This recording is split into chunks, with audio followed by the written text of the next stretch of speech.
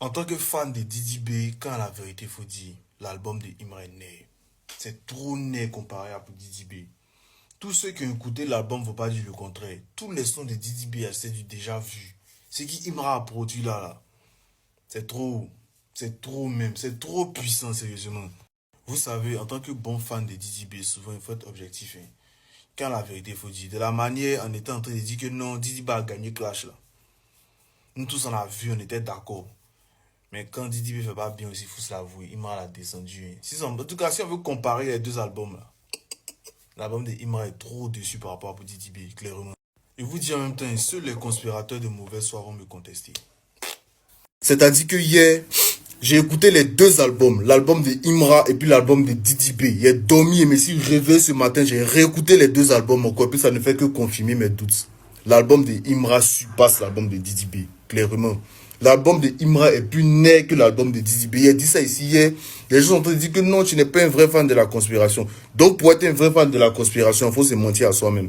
Vous-même voyez la réalité en face. Lorsque vous écoutez l'album de Imra et puis l'album de Didi B, on voit une différence de niveau, hein, clairement. Ce qu'Imra a produit dans son album était trop puissant par rapport à Didi B. Didi B, il a rien produit de nouveau, de spécial en fait. J'ai l'impression que pour vous là, être un vrai fan de Didi B ou bien un vrai fan de la conspiration, c'est le suivre malgré tout ce qu'il fait, même si c'est bon, mais c'est pas bon. Dans la vie, il faut être objectif. Quand quelque chose n'est pas bien, dites que c'est pas bien. Arrêtez l'hypocrisie là. Didi B n'a pas tué, n'a pas performé dans son album. Tchou, arrêtez ça. Puis sans nous mentir à nous-mêmes, nous-mêmes fans de la conspiration, on s'attendait à mieux que ça là. On s'attendait à quelque chose de plus dangereux au vu de la distraction qu'il a produit la semaine passée. Ah. En tout cas, c'est mon avis et puis il reste dessus, il ne va pas changer d'avis. Yafo, c'est pas moi qui a dit, ce sont des influenceurs qui ont dit. Voilà que ils sont en train de dire que l'album de Imra est doux plus que l'album de Didi B.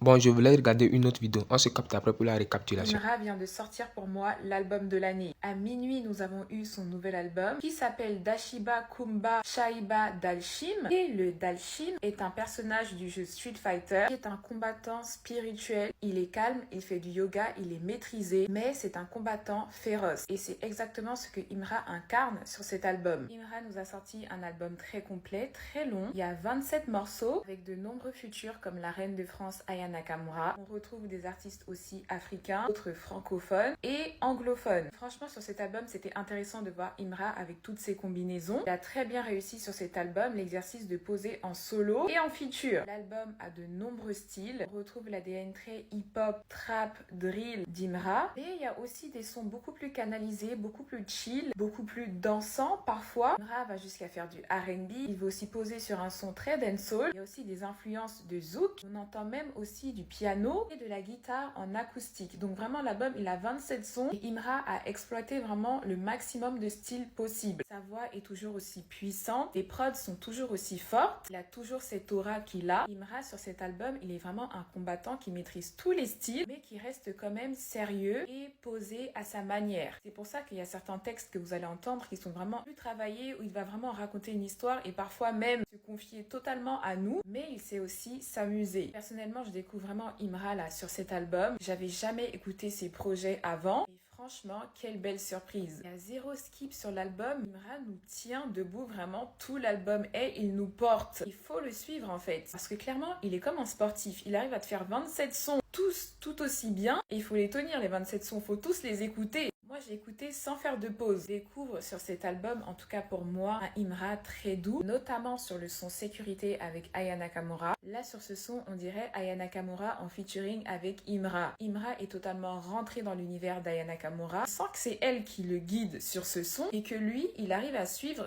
tout en gardant sa propre DA. Mon son préféré de l'album, je dirais quand même que c'est A-Child avec Jojo le Barbu et Suspect 95. J'ai aimé tout l'album, mais ce son-là, il a une place particulière dans mon cœur. C'est un son dans un style très américain, très festif et l'enchaînement qu'ils ont fait là, il est fou. Jojo qui rappe en deuxième, comment vous dire que j'ai été prise par les cheveux en fait. Il est venu nous assommer et là Jojo a gagné ce combat. J'ai aussi adoré Bombarder. C'est un son R&B beaucoup plus sensuel. On a des voix masculines qui sont là pour lover et j'ai beaucoup apprécié aussi de temps en temps parce que sur ce son Imra se livre vraiment et c'est là où on voit en fait le côté plus posé qu'il a, plus réfléchi, plus maîtriser, plus en retrait, le côté un peu yoga spirituel, dont il s'inspire de Dalshim. Sur ce son, Imra va nous parler clairement de sa réalité, des moments durs qu'il a traversés, de la vie maintenant qu'il mène. Il parle de sa petite fille, l'aisance financière qu'il a eue, mais qu'il n'a pas volé en fait. Il a vraiment travaillé dur pour avoir. Cette vie, il l'a méritée. Il s'est battu pour ça, c'est un combattant. Voilà pourquoi on le voit ainsi sur sa pochette. Il y a aussi ce son un peu plus dancehall que j'ai aimé. Et dans l'album, bon, je sais pas si on va bien voir, mais il y a une chanson qui s'appelle Lil Wayne. Je pense que c'est un rappeur qui a dû énormément l'inspirer et il lui rend hommage sur cet album. Moi, quand je vois tous ces sons, tout un long album comme ça de 27 chansons qui te tiennent vraiment en haleine, je repense juste à une interview de Beyoncé qui disait qu'aujourd'hui, les artistes ne font plus d'albums. C'est single sur single et le côté artistique se perd un peu. Là, Imra nous a fait un vrai album. C'est un amoureux de la musique, clairement. Il est bon, mais il est toujours dans le travail. Il est toujours en train de perfectionner son art. Et d'ailleurs, retrouvez Imra au Zénith de Paris le 28 janvier 2026. Pour finir, ce qui ressort vraiment de cette comparaison,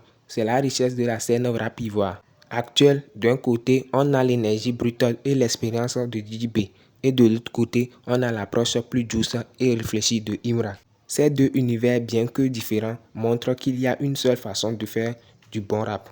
Leur rivalité, plutôt que de les affaiblir, pousse à chacun de ces personnes à dépasser et offre un choix incroyable aux fans. C'est toute la culture qui gagne. En conclusion, comparer le nouvel album de Imra et celui de Didi B, c'est observer deux tacticiens au sommet de leur art qui choisissent des stratégies opposées. Dans le climat de la compétition intense qui les oppose, Imra mise sur la mélodie et l'introspection, tandis que Didi B maintient son style percutant. Cette diversité est une preuve de maturité pour le hip-hop ivoirien. Et c'est le public qui est le vrai gagnant de cette scène émulation. Bon les gars, nous sommes à la fin de la vidéo. Vous en pensez quoi? Donnez-moi vos avis dans les commentaires. On se capte à bientôt.